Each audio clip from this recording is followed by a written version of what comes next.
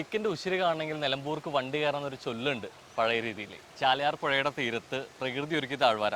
Actually Nilambur അങ്ങനെയാണ് കേരളത്തിലെ ഏറ്റവും ഭംഗിയുള്ള ഒരു പട്ടണത്തിൽ ഒന്നായിട്ട് മാറുന്നത് അല്ലെ.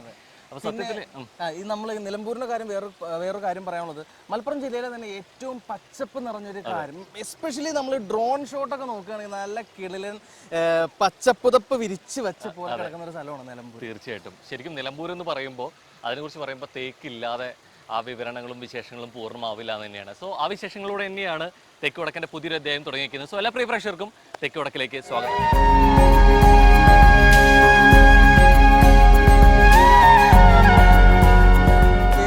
ാണ് നമ്മളിപ്പോൾ നിൽക്കുന്നത്. ഒരുപാട് കാഴ്ചകൾ നിങ്ങൾക്ക് വേണ്ടി, നിലമ്പൂരിന്റെ ഒരുപാട് കാഴ്ചകൾ നിങ്ങൾക്ക് വേണ്ടി ഞങ്ങൾ ഇങ്ങനെ ഒരുക്കി വെച്ചിട്ടുണ്ട്. ഡീറ്റെയിൽ ആയിട്ട് ഞങ്ങൾ പറഞ്ഞു. പക്ഷെ നമ്മൾ നേരത്തെ പറഞ്ഞ പോലെ തന്നെ നിലമ്പൂർ എന്ന് പറയുമ്പോൾ പൂർണ്ണമാണെങ്കിൽ തേക്കിനെ കുറിച്ച് പറയാനെന്ന് പറഞ്ഞു. അതുകൊണ്ട് തന്നെയായിരിക്കണം ലോകത്തിലെ ആദ്യത്തെ തേക്ക് മ്യൂസിയം ഞങ്ങളുടെ പേരിലാണെന്ന് നിലമ്പൂർക്കാർക്ക് അഹങ്കാരത്തോടെ പറയാം, മലപ്പുറം ജില്ലക്കാർക്ക് കേരളക്കാർക്ക് മൊത്തം. അപ്പൊ തീർച്ചയായിട്ടും നമുക്ക് ആ തേക്ക് മ്യൂസിയത്തിന്റെ കാഴ്ചകളിലേക്കാണ് നമ്മൾ പോകുന്നത്. അപ്പൊ പോയാലോ? പോവാം. അതിന് മുമ്പ് വേറെ കാര്യം, ഇവിടെ വെള്ളമൊക്കെ കണ്ടാ നീ, ഇവര് ഈ തേക്ക് മ്യൂസിയം ഒരുക്കിയപ്പോ തന്നെ ഇതിന്റെ കൂട്ടത്തിൽ ഇങ്ങനെ കുറെ കാനനച്ചോല കറക്റ്റ് ആയിട്ട് സെറ്റ് ചെയ്ത് വെച്ചു. ഒരു കാട്ടിൽ കയറിയ പ്രതീതിയാണ് ഇവിടെ വന്നപ്പോൾ. ബാക്കി വിശേഷങ്ങൾ ഞങ്ങൾ കാണിച്ചു തരുന്നതായിരിക്കും. ഫോളോ.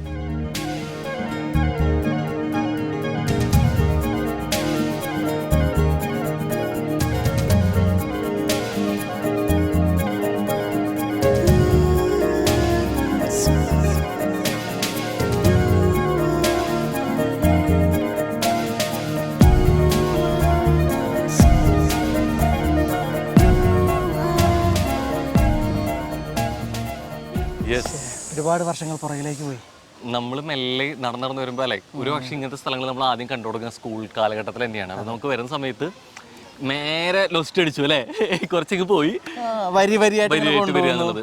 നമുക്ക് അന്നാണ് ഏറ്റവും സ്ഥലങ്ങൾ കാണുമ്പോൾ കിട്ടുന്ന ഒരു എക്സൈറ്റ്മെന്റ് ശരിക്കും നമ്മുടെ സ്കൂൾ കാലഘട്ടത്തിൽ തന്നെ. ഫസ്റ്റ് ടൈം ആവും പോകുന്നത്, ഫ്രണ്ട്സായിട്ട് പോകുന്നു. ആ സ്ഥലത്തിനെ കുറിച്ച് കൂടുതലൊന്നും അറിയില്ല, നമ്മൾ ചെന്ന് കണ്ടിട്ട് അറിയണുള്ളൂ. ഇപ്പം നമ്മൾ കുറേ കൂടെ കേട്ടിട്ടാവും വരുന്നുണ്ടാവുക. ആ ഒരു വ്യത്യാസമുണ്ട്. അപ്പം എന്തായാലും മെല്ലെ മെല്ലെ ഇവിടേക്കുള്ള കാഴ്ചക്കാർ കൂടി തുടങ്ങിയിട്ടുണ്ട്. സ്കൂൾ കുട്ടികൾ മുതൽ സ്റ്റുഡൻസ് മുതൽ ഫാമിലി വരെ വന്നു തുടങ്ങിയിട്ടുണ്ട് തന്നെയാണ്. അപ്പോൾ ഒരു വരെ എത്തുന്ന സ്ഥലം കൂടി തന്നെയാണ് ആ സ്ഥലം. അതായതുകൊണ്ട് തന്നെ ഏകദേശം എൻട്രി ഫീ 50 രൂപയാണ്.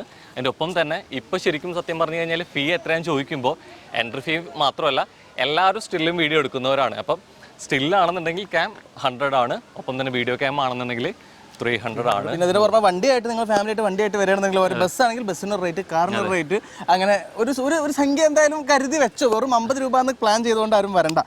അപ്പോൾ പക്ഷെ അത് വർത്തായിട്ടുള്ള ഒരു സ്ഥലം തന്നെയാണെന്ന് ഞങ്ങൾക്ക് പ്രത്യക്ഷത്തിൽ തോന്നുന്നു. ഒരുപാട് കാര്യങ്ങൾ ഇവിടെ ഞങ്ങൾക്ക് പഠിക്കാനുണ്ട്, നിങ്ങളെ പഠിപ്പിക്കാനും ഉണ്ട്, മനസ്സിലാക്കാനുണ്ട്. അതിനേക്കാൾ ഉപരിയായിട്ട് എടുത്ത് പറയേണ്ട ഒരു കാര്യം വെച്ചാൽ പ്ലാസ്റ്റിക് വിമുക്തമായിട്ട് അല്ലെ അവർ നോക്കുന്നുണ്ട്. എൻട്രി സമയത്താണെന്ന് തന്നെ നമ്മുടെ പ്ലാസ്റ്റിക് ബാഗുകളോ ബോട്ടിൽസോ ഒന്നും എൻട്രി ചെയ്യിക്കില്ല. അതുപോലെ ഭക്ഷണമാണെന്നുണ്ടെങ്കിലും അകത്തേക്ക് കൊണ്ടുവരില്ല എന്നുള്ളത് തന്നെയാണ്. അപ്പൊ എന്തായാലും നമുക്ക് മെല്ലെ അല്ലെ മ്യൂസിയത്തിലോട്ട് കയറിയാലോ? പോവാം.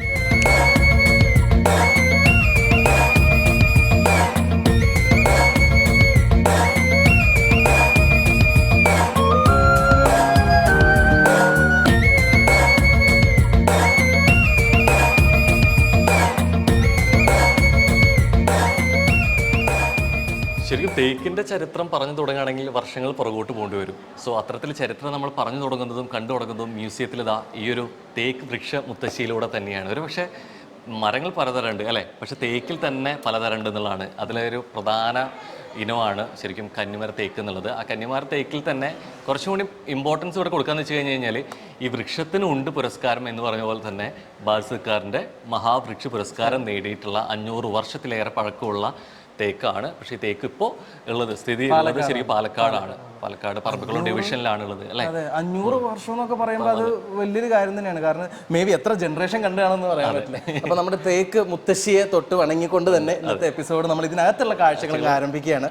മെയിൻ ആയിട്ട് നമ്മുടെ ഈ ഒരു തേക്ക് മ്യൂസിയം എന്ന് പറയുന്നത് 2 ഫ്ലോർ ആയിട്ടാണ് ഉള്ളത്, ഗ്രൗണ്ട് ഫ്ലോറും ഫസ്റ്റ് ഫ്ലോറും. ഈ ഗ്രൗണ്ട് ഫ്ലോറിൽ എല്ലാ മ്യൂസിയത്തിൽ പോയി കഴിഞ്ഞാലും അതിന്റെ ഹിസ്റ്ററി അറിഞ്ഞുകൊണ്ട് വേണം അതിന്റെ ഒരു തുടക്കം. അതെ, ഹിസ്റ്ററിയാണ് നമ്മൾ ഫസ്റ്റ് പഠിക്കേണ്ടത്. സോ അതുപോലെ തന്നെ ഇവിടെ ഗ്രൗണ്ട് ഫ്ലോർ മൊത്തം ഈ ഒരു തേക്കിന്റെ ഹിസ്റ്ററിയാണ്. എങ്ങനെയാണ് തേക്ക് ഇവിടെ വന്നത്, എങ്ങനെയാണ് അതിന്റെ കാര്യങ്ങളൊക്കെയാണ് പറയുന്നത്. പിന്നെ ഫസ്റ്റ് ഫ്ലോറിൽ പോകുമ്പോഴാണ് നമുക്ക് ശരിക്കും മരം നമ്മളായിട്ട് കാണുന്നതായിരിക്കും, പക്ഷെ അതിന് മുമ്പുള്ള കുറേയേറെ പ്രോസസ്സുകളുണ്ട്. അപ്പോൾ അതെന്തായാലും സീഡ് മുതൽ അതിന്റെ ഹാർവെസ്റ്റ് വരെയുള്ള കുറേയേറെ പ്രോസസ്സുകളുണ്ട്. അപ്പോൾ അതെങ്ങനെ എപ്രകാരം എന്നുള്ള അതിന്റെ ഡെമോൺസ്ട്രേഷൻ ഉണ്ട്, അപ്പം തന്നെ ഡീറ്റെയിലിംഗ് ആയിട്ട് കൊടുത്തിട്ടുണ്ട്. അപ്പോൾ ചരിത്രം അറിഞ്ഞിട്ട് നമുക്ക് മേലോട്ട് പഠിക്കാറാം അല്ലേ. നല്ല കാര്യം. പോയാലോ? പോവാം.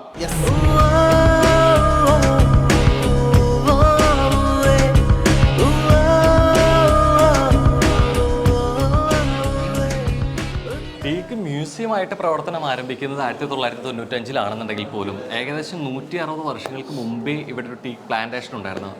ഏകദേശം 1840-കളിലായിരുന്നു എന്നുള്ളത്. പക്ഷേ എത്രത്തോളം നമുക്ക് അരികിലുള്ളതെല്ലാം അതിൻ്റെ ഒരു മൂല്യം വരണമെങ്കിൽ ശരിക്കും കടൽ കടന്ന് പോയിട്ടുണ്ടാവും എന്ന് പറയുന്ന പോലെ തന്നെ ഇതിൻ്റെ ഒരു നിർമ്മാണത്തിന് പ്രധാനമായിട്ട് ഉപയോഗിച്ചിരുന്നത് തന്നെയാണ്. എപ്പോഴും നമുക്ക് നേരത്തെ നമ്മൾ തുടക്കത്തിൽ പറഞ്ഞാണ് തേക്കിൻ്റെ ഉശിരി അറിയണമെങ്കിൽ ഇങ്ങനെ നിലമ്പൂരിൻ്റെ മണ്ണിലേക്ക് വരണം എന്ന് പറഞ്ഞ പോലെ തന്നെ ഈ കടലിലൊക്കെ സഞ്ചരിക്കുന്ന അത് പെട്ടെന്ന് തന്നെ കേടുവരാതിരിക്കാൻ വേണ്ടിയിട്ട് ഇവിടെ നിലമ്പൂരിലെ തേക്കാണ് ഉപയോഗിച്ചിരുന്നത് എന്നുള്ളത് തന്നെയാണ്. അപ്പോൾ അതിന് തുടക്കം കുറിച്ചുള്ള പ്ലാന്റേഷൻ തുടക്കം കുറിച്ചത് അന്നത്തെ മലബാർ കളക്ടറായിട്ടിരുന്നുള്ള കനോലി ആയിരുന്നു. HP കനോലി നമുക്കറിയാം. അദ്ദേഹം വേറെ കുറേ ഇപ്പോൾ കനോലി കനാൽ അങ്ങനെ ഒരുപാട് സംഭവങ്ങൾ അദ്ദേഹം നമ്മുടെ ഒരു പക്ഷേ എനിക്ക് തോന്നുന്നു ഇന്ത്യയുടെ ഒക്കെ ഈ വളർച്ചയ്ക്കുള്ള അല്ലെങ്കിൽ ഒരുപാട് മാറ്റങ്ങൾക്ക് കാരണം ഇവിടെ ഒക്കെ പഴയ ബ്രിട്ടീഷുകാരും അല്ലെങ്കിൽ പോർച്ചുഗീസുകാരൊക്കെ വന്നതായിരിക്കണം ഒരു പക്ഷേ. ഈ ഇതുപോലെ തന്നെ ഇപ്പൊ തേക്ക് മരം ഇവിടെ ഇപ്പൊ അറിയപ്പെടുന്നത് നിലമ്പൂർ അറിയപ്പെടുന്നത് തേക്ക് എന്ന് പറയുന്ന വൃക്ഷത്തിന്റെ പേരിലാണെങ്കിൽ അതിന്റെ കാരണവും ഈ പറയുന്ന പോലെ ഒരു നിർമ്മാണത്തിന് വേണ്ടിയിട്ട് അവരിവിടെ നട്ട് വളർത്തിയതാണ്. വിദേശികൾ ഇവിടെ നട്ട് വളർത്തുകയും എന്നിട്ടാണ് ഇപ്പൊ ഇന്ന് കാണുന്ന പോലെ രീതിയിലേക്കൊക്കെ വിപുലീകരിക്കുന്നതും കാര്യങ്ങളും. പിന്നീട് അത് ഒരു സ്റ്റഡി മെറ്റീരിയൽ ആയിട്ട് കൊടുക്കണം. ഇവിടെ വിസിറ്റ് ചെയ്യുന്നവർക്ക് കുറെ കൂടി അറിയാൻ പറ്റുന്ന രീതിയിലേക്ക് അതിനെ പാകപ്പെടുത്തിയിട്ടുണ്ട്. അപ്പോൾ അതിൻ്റെ ഒരു മാതൃക എന്നോളം ഇവിടെ ആ ഒരു തേക്കിൽ നിർമ്മിച്ച ഒരു ഉരുവിൻ്റെ ഒരു ചെറിയൊരു മാതൃകയുണ്ട്. ഒപ്പം തന്നെ ഡീറ്റെയിൽസ് ഒക്കെ ഇവിടെ കൊടുത്തിട്ടുണ്ട് അല്ലേ. അപ്പോൾ അത് കണ്ടുകൊണ്ട് തന്നെ നമുക്ക് ചരിത്രത്തിലേക്ക് പോവാം. ഓക്കെ.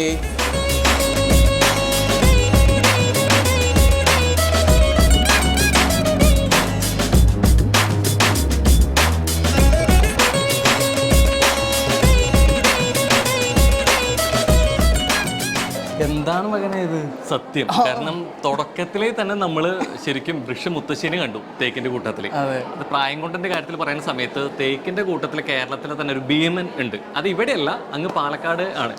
പാലക്കാട് ശരിക്കും വൃക്ഷമുത്തശ്ശിയാണ്.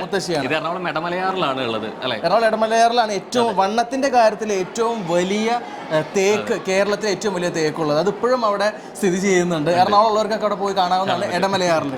അതിൻ്റെ ഒരു ഫോട്ടോ എന്നുള്ള രീതിയിലേക്ക് ഇവിടെ കൊടുത്തിട്ടുണ്ട്. ശരിക്കും അത് കേരളത്തിലെ ഏറ്റവും വലുതായെന്നുള്ള തന്നെ കുറച്ച് അതിൻ്റെ ഒരു സംരക്ഷിച്ച് പോരുന്നതും കൂടിയാണ്.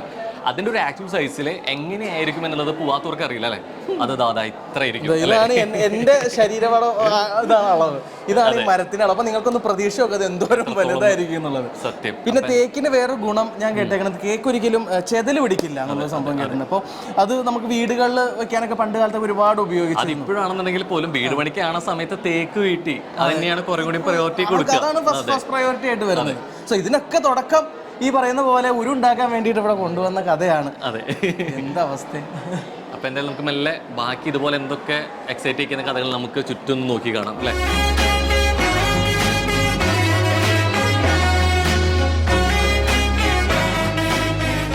ഇത്ര നേരം നമ്മൾ ഇതിന്റെ ചരിത്രമൊക്കെ അറിഞ്ഞു തുടങ്ങിയ സമയത്ത് എപ്പോഴും പക്ഷേ ഫോട്ടോസ് ആണെങ്കിലും ഡീറ്റെയിൽസ് ആണെങ്കിലും ഒക്കെ ഉണ്ട്.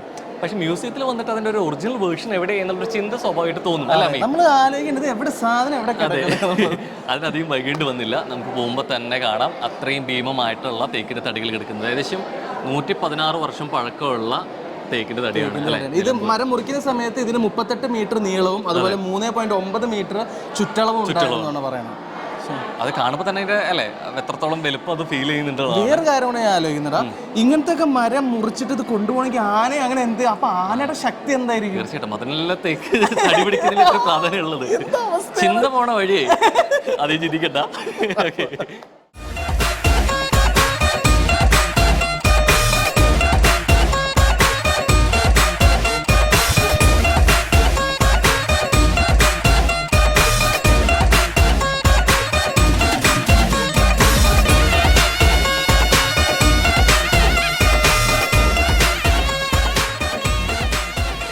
തീർച്ചയായിട്ടും നമുക്കിവിടെ വരുന്ന സമയത്ത് ഇപ്പോൾ തേക്കിന് തന്നെ അതിൻ്റെ ഏജ് പ്രായത്തിനനുസരിച്ച് കൊണ്ട് മാത്രമല്ല അതിൻ്റെ ക്വാളിറ്റിക്ക് അനുസരിച്ച് കൂടി എന്നുള്ള രീതിയിലേക്ക് അത് കാറ്റഗറൈസ് ചെയ്തിട്ടുണ്ട് എന്നുള്ളത് തന്നെയാണ്. പക്ഷേ ഇതിൽ ഏറ്റവും ശ്രദ്ധേയമായിട്ടുള്ളൊരു കാര്യം എന്താണെന്ന് വെച്ച് കഴിഞ്ഞാൽ ഇപ്പോൾ തേക്ക് അതിൻ്റെ മുറിക്കുന്നതിനൊരു പ്രായം ഉണ്ടെന്നുള്ളതാണ്. അത് ശരിക്കും തടിക്ക് വേണ്ടി ഉപയോഗിക്കുന്നതിനേക്കാൾ ഉപരിയായിട്ട് ഇടമുറിക്കുക എന്നുള്ള പ്രക്രിയയുണ്ട്.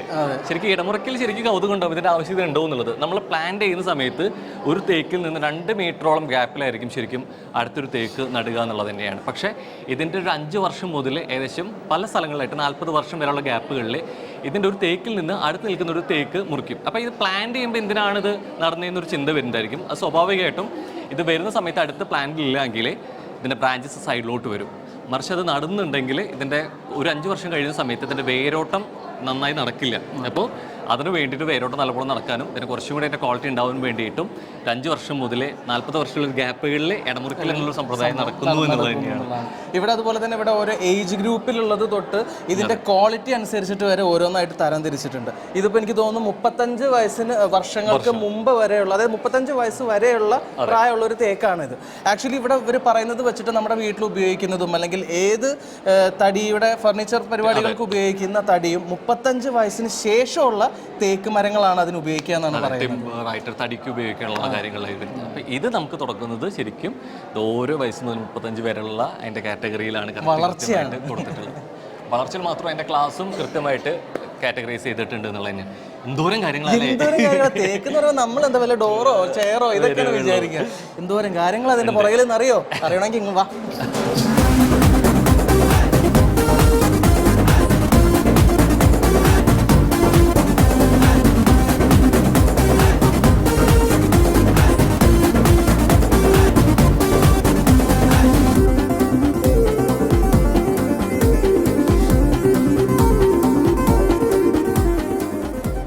മലയാളത്തിലൊരു ചൊല്ലുണ്ട്, അടി തെറ്റിയാൽ ആനയും വീഴും എന്നുള്ള രീതിയിലേക്ക് അല്ലേ.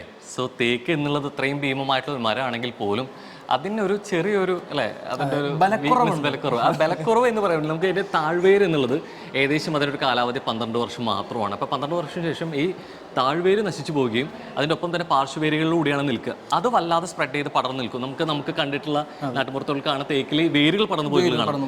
അതുകൊണ്ട് തന്നെ താഴ്വേരുകൾ ഇല്ലാത്തത് കൊണ്ട് തന്നെ ബാക്കിയുള്ള മരങ്ങളെ അപേക്ഷിച്ചിട്ട് പെട്ടെന്ന് വീഴാനുള്ള സാധ്യത തേക്കിന് കൂടുതലാണ് ഉണ്ട്. അപ്പൊ അതുകൊണ്ട് തന്നെ നമുക്ക് ഈ ഒരു സെക്ഷനിൽ അതിന്റെ ഒരു റൂട്ടാണ് കൊടുത്തിരിക്കുന്നത്. ഇതിന്റെ ഒരു OG വേർഷൻ ആണ് ആക്ച്വലി. പക്ഷേ ഇതിന്റെ മേലേക്ക് മാത്രം അതിന്റെ ഡെമോ കൊടുത്തിരിക്കുകയാണ്. പക്ഷെ ഇതിന് കുറച്ചും കൂടി നമ്മൾ കയറി വരുന്ന സമയത്ത് തന്നെ അല്ലെ ആ ഷൂ റാക്കിന്റെ സൈഡിലായിട്ട് സെന്ററിൽ നമ്മൾ കൊടുത്തിട്ടുണ്ട്. ഒറിജിനൽ വേര് എങ്ങനെയായിരിക്കും എന്നുള്ളത് ഒരൊറ്റ തടിയിൽ കൊടുത്തിട്ടുണ്ട്. അപ്പോൾ ഇത് ശരിക്കും എത്ര ഭീമമാർക്കും ചില ന്യൂനതകളൊക്കെ ഉണ്ടെന്ന് പറയുന്ന പോലെയാണ്. നമ്മൾ ഈ വരുന്ന വഴിയിൽ ആക്ച്വലി ഒരു തേക്ക് കുടുംബത്തിലൂടെയാണ് കണ്ടുവരുന്നത് എന്നുള്ളതാണ്. അപ്പം ശരിക്കും നമുക്ക് അവകാശപ്പെടും ഈ നിലമ്പൂർ തേക്ക് എന്നുള്ള അതിൻ്റെ ഒരു പ്രാധാന്യം പോലെ തന്നെ ശരിക്കും ഈ തേക്കുകളുടെ ഉത്ഭവം ശരിക്കും ഏഷ്യ ഇന്ത്യയിൽ നിന്ന് തന്നെയാണ്. ഇവിടെ തന്നെയാണ് ഈ തേക്ക് തന്നെ ഉത്ഭവിച്ചാണ് തേക്ക് എന്നുള്ള വാക്ക് വരുന്നതും അതിൽ തന്നെ പല കാറ്റഗറിയിലായിട്ടുണ്ട്. പ്രധാനമായിട്ടും ഈ തേക്ക് കുടുംബം എന്ന് പറയുമ്പോൾ 3 ഗണത്തിൽ ഇപ്പൊ ലോകത്ത് എവിടെയാണെങ്കിലും ഈ 3 എണ്ണത്തിൽ ഏതെങ്കിലും ഒരു കൈൻഡ് ഓഫ് തേക്ക് മരമാണ് കാണാൻ സാധിക്കുള്ളൂ. നമുക്ക് ഒരെണ്ണം ടെക്ടോണ ഗ്രാൻഡിസ് എന്ന് പറയുന്നത് നമ്മുടെ ഇന്ത്യയിലൊക്കെ കാണുന്ന രീതിയിൽ നമ്മുടെ വീട്ടിലൊക്കെ ഉണ്ടെങ്കിൽ അത് ടെക്ടോണ ഗ്രാൻഡിസിന്റെ വേറെ വിഭാഗമാണ്. ഒപ്പം തന്നെ ടെക്ടോണ ഫിലിപ്പൈൻസ് ഉണ്ട്. ഫിലിപ്പൈനിൽ കാണുന്ന തരം ഒരു കാറ്റഗറി തേക്കുകൾ തന്നെയാണ്. അതുപോലെ തന്നെ ടെക്ടോണ ഹാമിൽട്ടോൺസ്. അപ്പൊ അങ്ങനെ 3 ആയിട്ടുള്ള കാറ്റഗറിയിൽ നമുക്ക് നിന്ന് ഇവിടെ കാണാൻ പറ്റുന്നു എന്നുള്ളത് തന്നെയാണ്. അതുപോലെ നേരത്തെ വേരിന്റെ കാര്യം പറഞ്ഞ പോലെ ഇതിന്റെ വേര് സ്പ്രെഡ് ആയിട്ട് പോകുമ്പോൾ അതുകൊണ്ട് തന്നെ ഒരുപാട് ദൂരത്തു നിന്നുള്ള വെള്ളം വരെ ഇതിന് വലിച്ചെടുക്കാൻ പറ്റും. അതും വേറൊരു ഗുണമാണ് തേക്കിന്റെ. അപ്പൊ എന്തായാലും ഇത് നടക്കും തോറും കൂടുതൽ കാര്യങ്ങൾ പറയുമ്പോൾ തേക്കുള്ളൂ. പക്ഷെ തേക്കിൽ പിന്നിലുള്ള കഥകൾ 100,000 ആണ്. അപ്പൊ നമുക്ക് മെല്ലെ അടുത്ത കഥ തേടി പോകും. അടുത്ത വിവരം ഞാൻ സംഭരിക്കട്ടെ.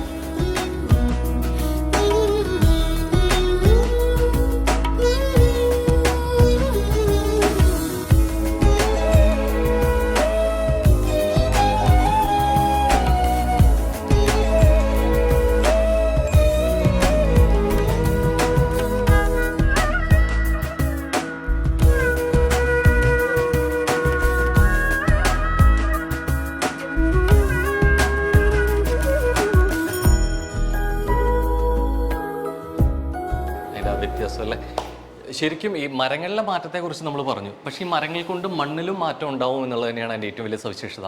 കാരണം ഇത്രയും കണ്ടിന്യൂസ് ആയിട്ട് അതിൻ്റെ പ്ലാന്റ്സ് നിൽക്കുന്ന സമയത്ത് മണ്ണിൽ അതിൻ്റെതായിട്ടുള്ള ഫലപുഷ്ടിക്ക് അതിൻ്റെതായിട്ടുള്ള മാറ്റങ്ങൾ സംഭവിക്കാറുണ്ട്. കാരണം ഇതിനായിട്ടുള്ള കൃത്യമായിട്ട് വളം ഇട്ട് കൊടുക്കുകയോ കാര്യങ്ങളും ഒന്നുമില്ല. എങ്കിൽ പോലും നിലമ്പൂർ നിൽക്കുന്ന ചാലിയാർ പുഴയുടെ തീരത്താണെന്നറിയാം. ശരിക്കും ആ ചാലിയാർ പുഴയുടെ തന്നെ തീരത്തായതുകൊണ്ട് തന്നെ ശരിക്കും ആ ഒരു എക്കൽ മണ്ണ് അല്ലെ വെള്ളവും അതുപോലെ തന്നെ വളവും ചേർന്നതുകൊണ്ട് തന്നെ അതിനെ കുറച്ചുകൂടി ഗുണം ചെയ്യുന്നുണ്ട്. വേറൊരു കാര്യം അതുപോലെ ഈ തേക്ക് നിൽക്കുന്ന സ്ഥലത്തെ മണ്ണിന്റെ ഫലഭൂഷ്ടി കുറയുമെന്ന് പറഞ്ഞ പോലെ തന്നെ അടുത്ത വളരുന്ന തേക്കിന് ലെങ്ത് കുറവായിരിക്കും, അതിന് നീളം കുറവായിരിക്കും. അത് ഈ മണ്ണിൽ വരുന്ന വ്യത്യാസങ്ങളുടെ ഭാഗമായിട്ട് വരുന്നതാണ്, മാറ്റം വരുന്നത്. ഇതുപോലെ തന്നെ എടുത്തു കൊടുത്തിരിക്കുന്ന ഒരു കാര്യം കൂടി തന്നെയാണ് ശരിക്കും ഇതിന് വെള്ളം എത്തിച്ചു കൊടുക്കുന്ന ഡ്രിപ്പ് ഇറിഗേഷൻ പോലെ. കാരണം ജലത്തിൻ്റെ അധികം നഷ്ടം അത് ഉണ്ടാവാതിരിക്കാൻ ശ്രമിക്കാനുള്ള ഒരു അവസരം കൂടിയാണ്. അപ്പോൾ അതിൻ്റെ ഡ്രിപ്പ് ഇറിഗേഷനെ എത്രത്തോളം അത് കൊടുക്കുന്നു എത്തിക്കുന്നുള്ള എൻ്റെ ഒരു കാര്യങ്ങളും ഏകദേശം ഡീറ്റെയിൽഡ് കൊടുത്തിട്ടുണ്ട്. നമുക്ക് ഇനി മെല്ലെ അല്ലേ അടുത്തൊരു പോയിന്റിൽ ഗ്ലോബൊക്കെ കാണുന്നുണ്ട്. തേക്കിന്റെ വിന്യാസം. ഓക്കെ, ശരിക്കും ഇവിടെ വരുമ്പോൾ സ്വാഭാവികമായിട്ടും ഇപ്പൊ കുറേയേറെ രാജ്യങ്ങളിൽ ശരിക്കും തേക്കുണ്ട്, 100-ലധികം രാജ്യങ്ങളിൽ തേക്കുണ്ടെന്ന് തന്നെയാണ്. പക്ഷെ ഈ തേക്കൊക്കെ അവരൊരു പ്ലാൻസ് ആയിട്ട് തുടങ്ങി വെച്ചതാണ്, അതായത് മനുഷ്യൻ നട്ട് തുടങ്ങിയതാണ്. പക്ഷെ സ്വാഭാവികമായിട്ട് തേക്ക് വളർന്ന പ്രകൃതി തന്നെ കൊടുത്തത് നമുക്കതിൽ അഭിമാനിക്കാം. അതെ, നമ്മളതിൽ പെട്ടിട്ടുണ്ട്. അതെ. ഏകദേശം 4 രാജ്യങ്ങളിൽ മാത്രമാണെന്നാണ് പറയുന്നത് അല്ലേ? Laos, India, Thailand and Myanmar. So ഈ സ്ഥലങ്ങളിലാണ് ഇവിടെ ഈ ഗ്ലോബിന്, ഇതാണ് ആ ഗ്ലോബിനകത്ത് കൊടുത്തിട്ടുള്ളത്. ഇവിടെ ഇങ്ങനെ ചെറുതായിട്ട് അവരിങ്ങനെ ആ ഗ്ലോബിലെ ശരിക്കും ആ ഭൂമധ്യ രേഖയ്ക്ക് താഴെ വരുന്ന രീതിയിലാണ് 4 രാജ്യങ്ങളിലാണ് വന്നിട്ടുള്ളത്. അത് പിന്നീട് നമ്മൾ നേരത്തെ പറഞ്ഞ പോലെ 100-ലധികം രാജ്യങ്ങളിലേക്ക് അത് പടർന്ന് അല്ലെ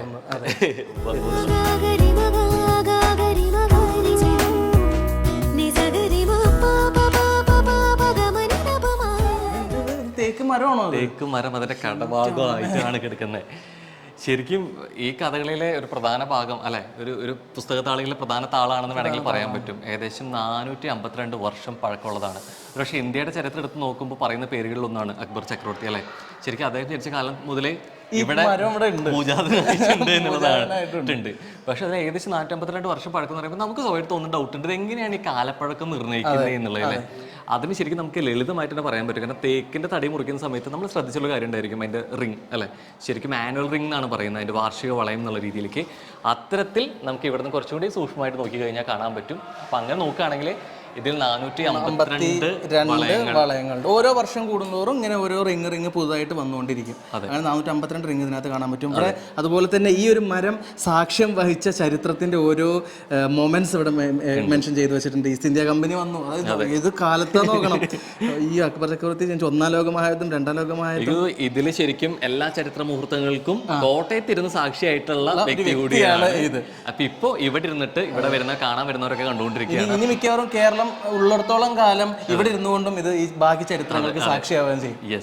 അപ്പൊ എന്തായാലും ഇത് കണ്ടുകൊണ്ട് തന്നെ അതിന് മുമ്പ് വേറെ കാര്യം ഞാൻ അവിടെ നോട്ട് ചെയ്തു. ഈ തടി ആക്ച്വലി 10,80,000 സംതിങ് 11 ലക്ഷത്തിന്റെ അടുത്ത് ലേലത്തിന് എടുത്തിട്ടാണ് ഇവിടെ ഇങ്ങനെ വെച്ചേക്കുന്നത്.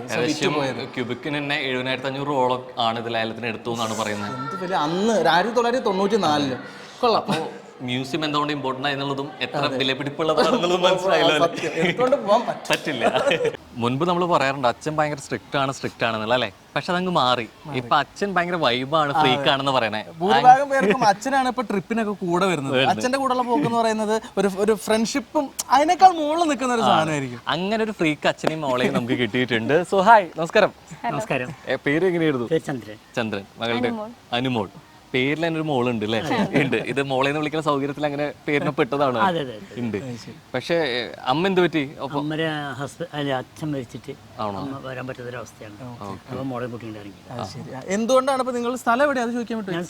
തൃശ്ശൂർ. നിന്റെ നാട്ടുകാരാണോ? നമ്മുടെ സ്വന്തം വീടിന്റെ അടുത്താണോ? ആനക്കല്ലാണ്. അപ്പൊ തൃശ്ശൂരിൽ നിന്നും ഇങ്ങോട്ട് നിലമ്പൂർക്ക് വരാനുള്ള ഒരു കാരണം എന്തായിരുന്നു? വെറുതെ അച്ഛനും മോളും ഒരു പ്ലാൻ ചെയ്തു, ഇങ്ങനെ ട്രെയിൻ യാത്ര. അപ്പൊ ഇവിടെ വന്നപ്പോൾ അറിയുന്ന ഇങ്ങനെ തേക്ക് മ്യൂസിയം ഉണ്ട്. സാധാരണ ശരിക്കും നിലമ്പൂർ ട്രെയിൻ യാത്ര ഭയങ്കര അടിപൊളിയാന്ന് കേട്ടിട്ടുണ്ട്. എങ്ങനെയുണ്ട് ഒരു എക്സ്പീരിയൻസ്? അപ്പൊ തീർച്ചയായിട്ടും അപ്പൊ എന്തായാലും തിരിച്ച് വീട്ടിലെത്തുന്ന സമയത്ത് അമ്മ ചോദിക്കും പോയിട്ട് സ്ഥലങ്ങളൊക്കെ ഉണ്ടായിരുന്നു. അതെ, കണ്ടു ചോദിക്കും, ഇന്ന് ചോദിക്കും എന്താ കൊണ്ട്. അപ്പൊ കൊണ്ടുവന്നത് എന്താന്ന് പറയാൻ വേണ്ടിയിട്ടെങ്കിലും ഞങ്ങൾക്കൊരു ഗിഫ്റ്റ് തരണമെന്ന് ആഗ്രഹമുണ്ട്. പക്ഷെ ചെറിയൊരു കടമയുണ്ട്. കാരണം ഇത്രയും വൈബിൾ അച്ഛനും മകളായതുകൊണ്ട് ട്രിപ്പിന്റെ ഒപ്പം സിനിമയ്ക്കൊക്കെ പോവാറുണ്ട്, സിനിമ കാണാറുണ്ട്, നമുക്കറിയാം അല്ലേ? കാണില്ല. ഇത് കഴിഞ്ഞ ട്രിപ്പ് വന്നപ്പോൾ സിനിമയ്ക്ക് പോവുന്നുണ്ട്. അപ്പൊ അതിനെ കുറിച്ച് ഏകദേശം ഒരു ധാരണ ഉള്ളതുകൊണ്ട് തന്നെ അതിനെ പോലുള്ള ഒരു സിമ്പിൾ ക്വസ്റ്റ്യൻ കൊടുത്തിട്ട് ഒരു ഗിഫ്റ്റ് കൊടുക്കാനുള്ള പ്ലാനിലാണ്.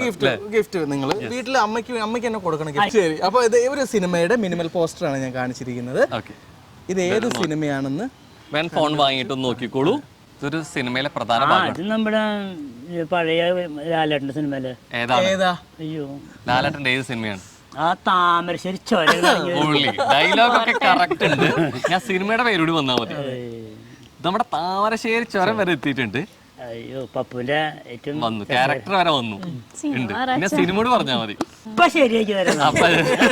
അല്ല, ഞാൻ വിചാരിച്ച പേര് പറഞ്ഞിട്ട് ഇപ്പൊ ശരിയാക്കി തരാന്ന് പറയാതെ. അതെ, ഇത് സിനിമയിലെ ഫുൾ ഡയലോഗ് ഓർമ്മ വരുന്നുണ്ട്. നമ്മൾ സാധാരണ രീതിയിൽ ഈ കാട്ടിലൊക്കെ പോയി കഴിഞ്ഞാൽ എന്ത് കാണുന്നു പേടിക്കും? ഉണ്ട്. പേരിനകത്ത് ആ പറഞ്ഞ രണ്ടൊരു വരിയില് വെച്ച് നോക്കി അപ്പൊ ചിലപ്പോ കിട്ടും. ആരുടെ നാട്? ആനയുടെ നാട്. അതിന്റെ മുമ്പ് ആനകളുടെ നാട്. അതിന്റെ മുമ്പ് അടിച്ചു അടിച്ചു അടിച്ചു അടിച്ചു അടിച്ചു പകുതി ഞാൻ കൊണ്ടുവിട്ട ഗിഫ്റ്റ് മുഴുവൻ എടുത്തോളൂ, എന്തായാലും കുഴപ്പമില്ല. അതുകൂടെ ഒപ്പിച്ച്. പക്ഷേ ഗിഫ്റ്റ് കൊടുക്കാതിരിക്കുന്ന നിർവാഹമില്ലായിരുന്നു. കാരണം അതൊരു സിനിമയുടെ പേര് ചിലപ്പോൾ എല്ലാവർക്കും കിട്ടാറുണ്ട്. ഇത്രയും ഡീറ്റെയിൽഡ് ആയിട്ട് പറയാ, ക്യാരക്ടർ ആണെങ്കിലും ഇവൻ ഡയലോഗ് ആണെങ്കിലും പോലും അല്ലേ സത്യം പെർഫെക്റ്റ് ആണ്. അപ്പൊ അതുകൊണ്ട് എന്തായാലും ഗിഫ്റ്റ് തരുന്നുണ്ടായിരുന്നു. അപ്പൊ ക്ലൂവിൽ കറക്റ്റ് കയറി പിടിച്ചിട്ടുണ്ട് അച്ഛനും മോളും. സൂപ്പർ. Yes yes. അപ്പൊ ചോദ്യം കറക്റ്റ് ഉത്തരം പറഞ്ഞുകൊണ്ടിരുന്നല്ലേ. പറഞ്ഞുകൊണ്ട് തന്നെ നമ്മുടെ സൂര്യ കോമഡിയുടെ നല്ലൊരു അടിപൊളി ഗിഫ്റ്റ്.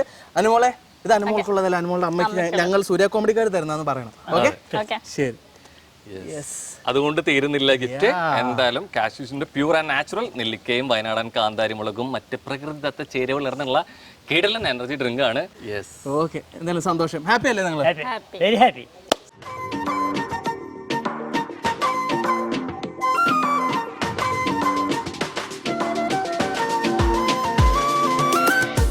തേക്ക് മ്യൂസിയത്തിലെ വിശേഷങ്ങളും കാഴ്ചകളും ഈ ഒരു എപ്പിസോഡോട് കൂടി അവസാനിക്കുന്നില്ല. രസകരമായ മറ്റു തേക്ക് മ്യൂസിയം വിശേഷങ്ങളുമായി അടുത്ത എപ്പിസോഡിലൂടെ നമുക്ക് വീണ്ടും കണ്ടുമുട്ടാം.